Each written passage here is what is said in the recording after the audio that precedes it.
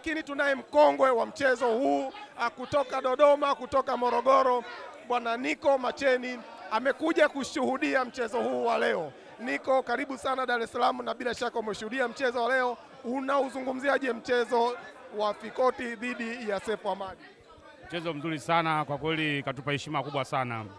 Mzimu tunamkubali, Tanzania tunajivunia kwa kweli. Mtanzania yuko vizuri, mdogo wetu, Mungu amsaidie, asibweteke, afanye mazoezi makubwa sana, awe nambari 1 Tanzania. Mchezo ulikuwa mgumu ambao ulikuwa unapelekea kwenda kwenye penalty. Katika hali ya kawaida unamzungumziaje mpinzani? Unapojiangalia wewe uliyeshinda, lazima umwangalie na mpinzani. Mpinzani yuko mzuri kiasi gani? Anatufundisha nini kama Watanzania? Kwa kweli Chikoti kaja kutufundisha vitu fulani, kutuzidishia viwango.